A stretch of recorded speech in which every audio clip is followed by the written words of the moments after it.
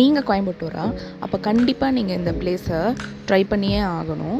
நீங்கள் ஃபேமிலி இல்லைன்னா ஃப்ரெண்ட்ஸ் கூட ஒன் டே ட்ரிப் பிளான் பண்ணியிருந்தீங்கன்னா கண்டிப்பாக இந்த பிளேஸை போய் விசிட் பண்ணி பார்க்கணும். அப்படி என்ன பிளேஸ் இதுன்னு தெரிஞ்சுக்கணுமா? வாங்க ஃபுல் வீடியோக்குள்ளே போய் பார்ப்போம். கோயம்புத்தூர்லேருந்து 60 கிலோமீட்டர்ஸ் டிஸ்டன்ஸில் இருக்கும் இந்த பிளேஸு.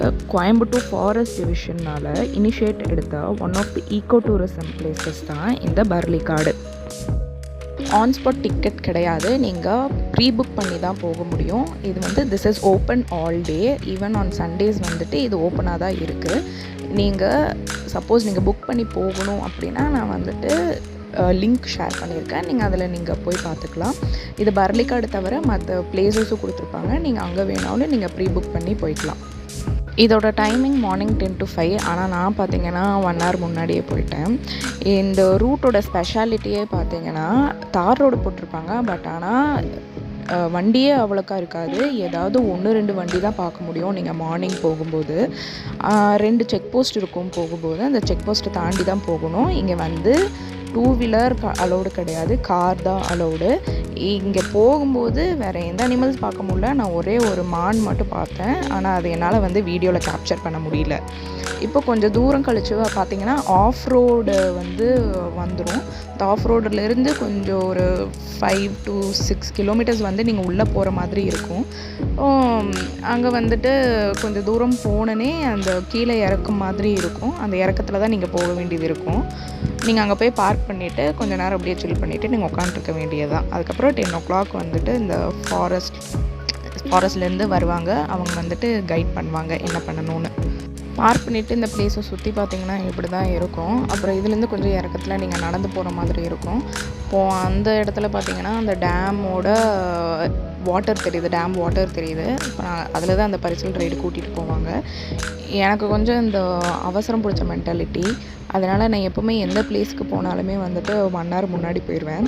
இப்போ இங்கே 1 hour முன்னாடி போனதுக்கப்புறம் என்ன பண்ணுறதுன்னு தெரியல, அதனால் அப்படியே அந்த இறக்கத்தில் நடந்து போய் அந்த வாட்டர் பக்கத்துலலாம் கொஞ்சம் நேரம் அப்படியே நின்றுட்டு, நாங்கள் போன கொஞ்சம் நேரத்தில் இன்னொரு ஃபேமிலி வந்துட்டாங்க, அதனால் ஒன்றும் தெரிஞ்சுக்கல. அதுக்கப்புறம் இந்த இடத்துக்கு போனோன்னே அந்த பெரிய பேனியன் ட்ரீ ஒன்று இருக்கும், ஆலமரம் இருக்கும். அந்த ஆலமரத்தில் இந்த 2-3 ஊஞ்சல் கட்டி வச்சுருப்பாங்க.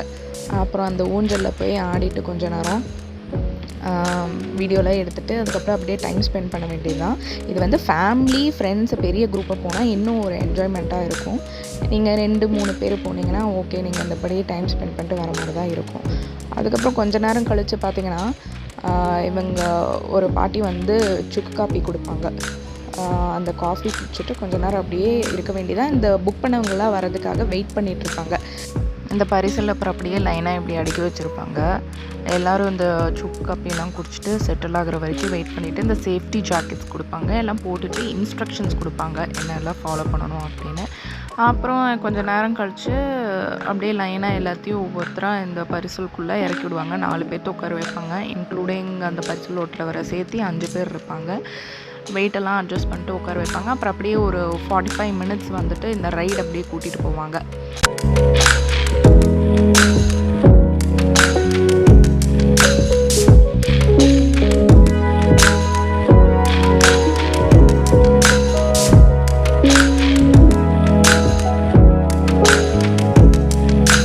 மெதுவாக அப்படியே எல்லாம் கூட்டிகிட்டு போயிட்டு பயங்கர வெயில் அடிக்கும், பட் ஆனால் ஒன்றும் தெரிஞ்சுக்காது உங்களுக்கு. அப்படியே இந்த டேம் விசிபிள் ஆகிற வரைக்கும் அவங்க கூட்டிகிட்டு போவாங்க, உள்ள நடுவில் கூட்டிகிட்டு போவாங்க கொஞ்சம் தூரம். அதுக்கப்புறம் இந்த சைடில் இந்த மரத்தொட்டிலாம் கூட்டிகிட்டு போவாங்க. இது ஒரு குட்டி ரைடு, அவ்வளோதான்.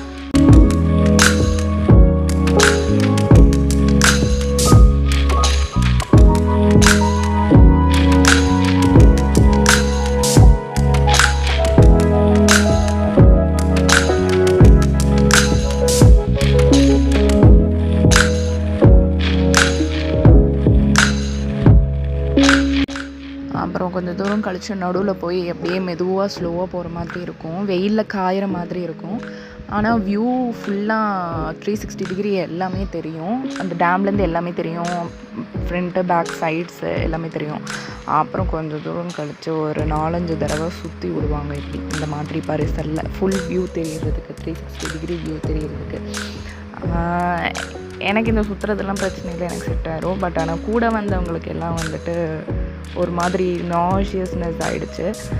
அப்புறம் மறுபடியும் வந்த மாதிரியே திரும்பி கூட்டிகிட்டு போயிடுவாங்க.